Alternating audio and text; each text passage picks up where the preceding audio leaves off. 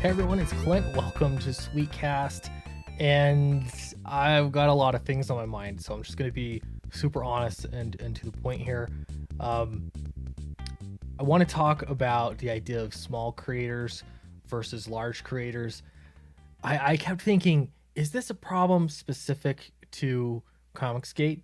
Is it a problem specific to indie comics, or is it a problem specific to all of comics? It might even be bigger than that, actually. So don't feel special that this keeps coming up. I don't know what it is in human nature that makes ideology become the measuring stick for success, but it happens all the time. So I want to get into that. First, let me just show you. So I've had so much fun over the past week. I've been working really, really hard on finishing Downcast, and some of that is just working on the Secret History Strata, which is the sort of backup story kind of thing that's in the book. And it's been at first really difficult. It felt like a job. But as I got into it and I was just spending so many late nights, I know I look tired. That's because I've been staying up really late working on just everything to make it as good as I can possibly make it. And I decided, you know what, I'm have all these artists in to draw in the Secret History Strata, sort of featuring new artists or different artists.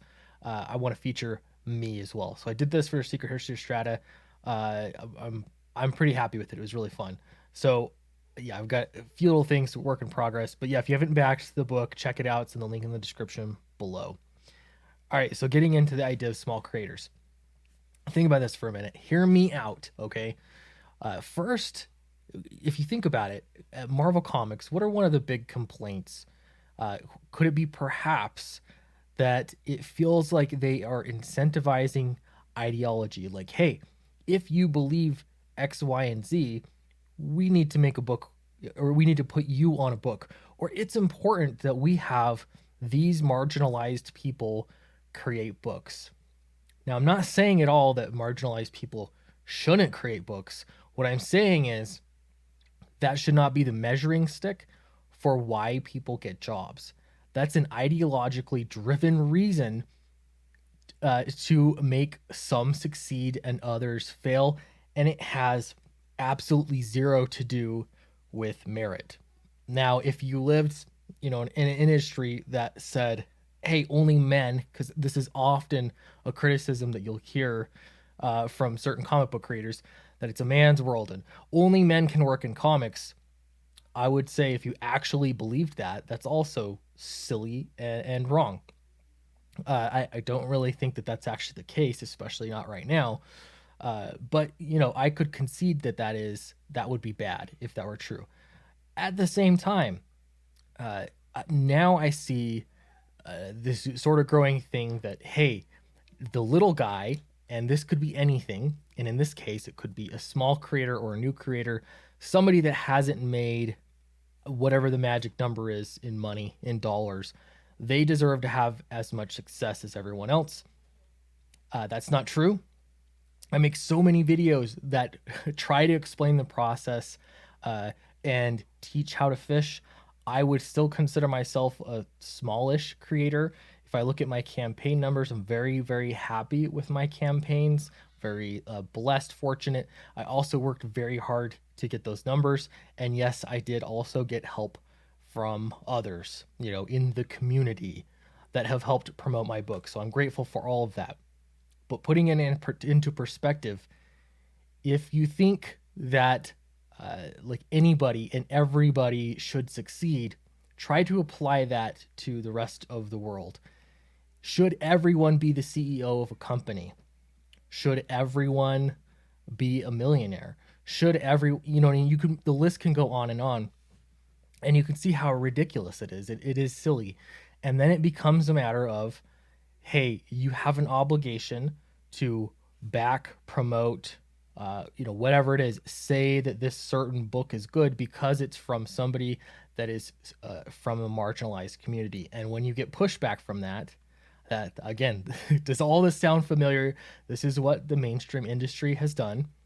They use identity as a weapon. They use ideology as the justification to make comics about anything else other than making cool stories, cool art, and selling the product. Okay, it is a commercial product after all.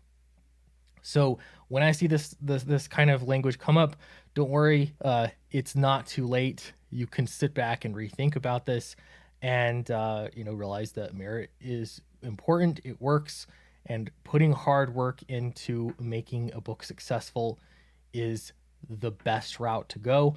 And when the market rewards people for also working hard and being talented, let's admit it, if you've got a lot of talent, you're going to see more success. That is life. So I hate to see, it is saddening to see when the goal becomes something else other than making the best product possible, when it becomes ideological. So that is my opinion on the matter. I would like to know what you think on that as well. But let me show you one other thing.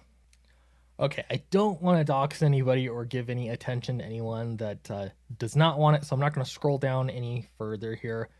But what I wanted to show you is on Indiegogo, if you look into your referral section, when you're running your own campaign, you can actually see how many dollars were directly brought to your campaign from individual people, because it tracks them based on the links that they post all over the internet. Now, first thing here is that this is not going to be a whole picture of all the people you're referring to the campaign, because some people are going to know you have a campaign. They're just going to search Indiegogo, find your campaign, and back it. In that case, Indiegogo is actually going to take the credit because they didn't click your link. None of this actually matters, but it is helpful to look at. And it's helpful because of percentages. So if you see at the top of this list, the top refer for my campaign is some guy named Clint Stoker. That's the way, frankly, that it should be. I mean, I don't want to toot my own horn too much, but I think all of the most successful, not just most successful, the most impressive campaigns on many levels, this is what works. Having the person that is running the campaign be the top refer, they're the one getting the link out there. They're the ones that are promoting it and endlessly working on it. My direct link brought in 260 contributions. I'm going to argue that I've brought in a lot more just by sending people to Indiegogo and then they find it there instead. But these are confirmed, okay? 260 contributions directly from my links to go directly to Indiegogo and back my campaign. That's $11,300, okay? My second refer on this list is Ethan Van Sciver, and he brought in another 48 backers from his direct link. Okay, we're talking almost $2,500 in total sales from those people he was sending to my campaign. I'm extremely grateful for this. I think that it's really, really helpful. I'm proud to get supported from Ethan Van Sciver. It's been great. And but on the next campaign, this is how I have been going into each and every one of my campaigns. On my next campaign, I am not going into it expecting that Ethan is going to promote my book. Why? Because that is a recipe for failure and resentment. That's why. I'm expecting to use my own will, my own marketing power, and of course Charlie Snowden's excellent, amazing, top-notch art in order to sell that next book to as many people as I can get it in front of. Okay, that's the plan. If Ethan wants to help promote that book, I will be, again, grateful and honored, just like I am every time. But he doesn't owe me anything. He owes me nothing other than the books that I have backed of his, okay? Also on this list, you have Pixel Trader, and he has sent over another $228. And then our friend Eric Weathers is right there at the bottom of the screen. There are more as well. And Eric has referred to me $203, which is great. I am so grateful for every one of these people that refer people to my campaign.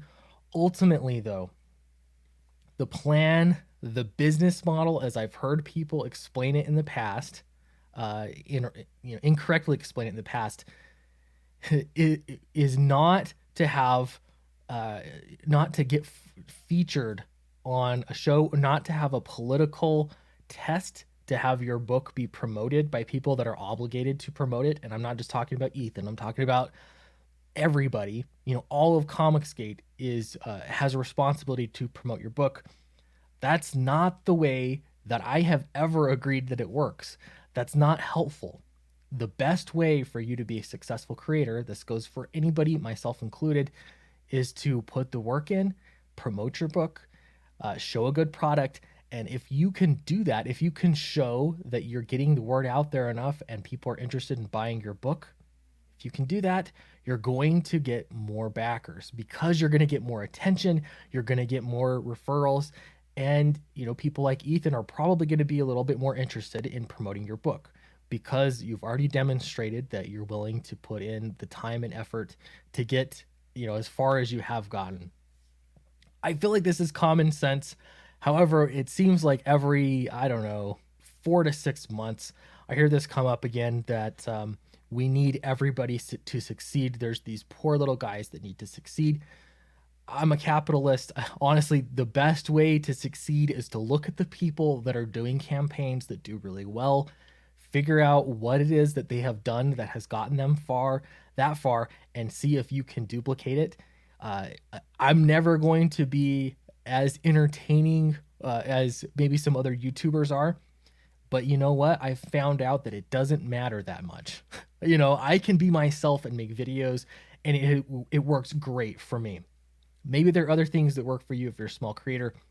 You could probably find any number of things, but you're not going to know unless you try. And you're certainly not going to have a successful long career in comics if you are dependent upon guilt marketing, just like, we hear from comic shops a lot or about comic shops a lot, guilt marketing or using ideology as a basis for why you deserve a foot up above other people. That's ridiculous. I'm so sick of hearing that from the comic book industry, and I'm sick of hearing it in indie comics as well. It's no different. I get it. Everyone wants to be in comics. Everyone wants to break in and get their story finished and, achieve the dream. But I'm telling you, it's going to be so much more rewarding if you can find a way for you to sell that product. And it's also going to make it so you're not resentful and angry toward other people because you are never relying on other people. Okay, there's my 2 cents. Let me know what you think in the comments below. If you hate me, that I guess that's okay too. But I was gonna make this video yesterday, and I just had so much going on, including the book Downcast 2. I've been seriously having so much fun actually working on it and really delving into getting it all wrapped up. I've been more hands-on with this book than even the last one. It's just been a bigger project, so it's really fun. Can't wait to get it to you guys. And yeah, I'll see you in the next video.